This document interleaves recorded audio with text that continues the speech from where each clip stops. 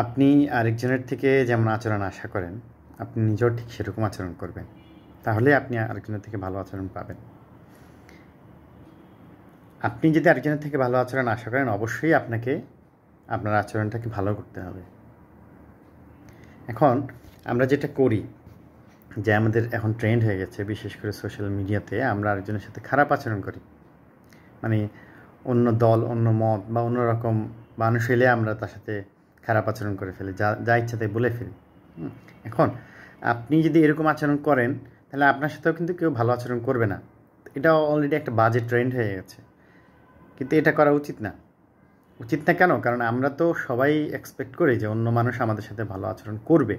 এখন আপনি যদি এক্সপেক্ট করেন, তাহলে অবশ্যই আপনাকে সেরকম আচরণ করতে হবে।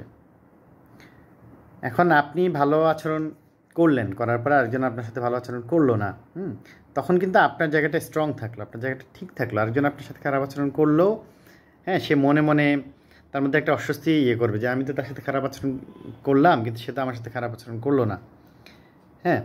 তা আপনি এইভাবে কিন্তু আমাদের সোসাইটি এভাবে কিন্তু ঠিক হবে না। আপনি অবশ্যই ভালো কিছু চাইলে, ভালো কিছু যদি চান যে সমাজ ভালো হোক, দেশ ভালো হোক, সুন্দর থাকি আমরা, তাহলে অবশ্যই আপনাকে ভালো আচরণ করতে হবে।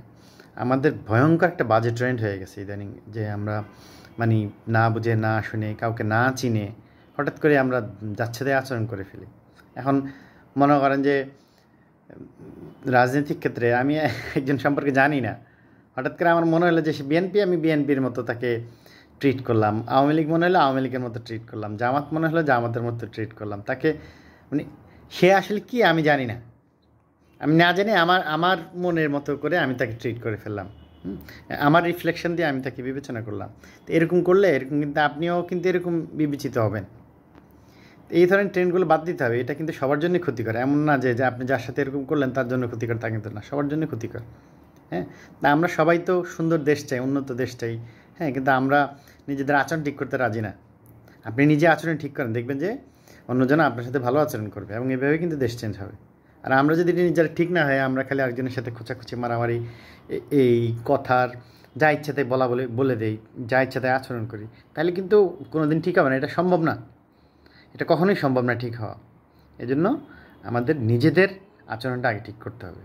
আমরা যখন কাউকে সোশ্যাল মিডিয়াতে দেখি, প্রথম হচ্ছে আমাদের না বুঝে, না জেনেই হচ্ছে যে একটা ডিসিশনে চলে আসা যাবে না। আমাদের বুঝতে হবে ভালো করে একটা মানুষ কী বলতে চায়, কী বলে না বলে। না বুঝে, না জেনে আমি ডিসিশনে চলে আসি, এটা করা যাবে না। না ডিসিশনে চলে আসি তো আসলাম, সেটা ঠিক, সেটা সে পর্যন্ত মোটামুটি ঠিক আছে, কিন্তু আমরা আঘাত করে ফেলি, বলে ফেলি। বলে ফেলি, আমাদের নিজেদের কোনো পার্সোনালিটি থাকে না, এমন জায়গায় আমরা চলে যাই। এইটা ঠিক না। এটা হলে সবাই ক্ষতিগ্রস্ত হবে। এভাবে কখনো দেশ ঠিক হবে না, আপনি নিজেও ক্ষতিগ্রস্ত হবেন। এবং বারবার বলি যে যারা উচ্চবিত্ত, যারা রাজনীতিক অনেক উপরের জায়গা আছে, তারা কিন্তু এ ধরনের ক্ষতিগ্রস্ত কম হয়। যারা নিচে আসছে এরা ক্ষতিগ্রস্ত বেশি হয়। আমরা বুঝতে পারি না।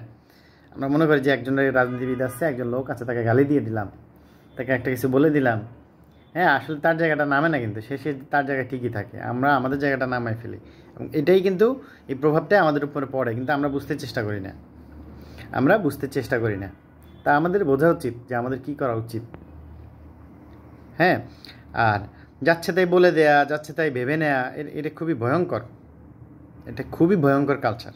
এবং এই জন্য আমাদের দেশে ভয়ঙ্করভাবে এইসব মানুষের মানে কমিউনিকেশান, মানুষের একজন আরেকজনের সেই অ্যাকশান রিয়াকশানের কিন্তু ভয়ঙ্কর পতন হয়েছে। ভয়ঙ্কর মানে জঘন্য আর কি।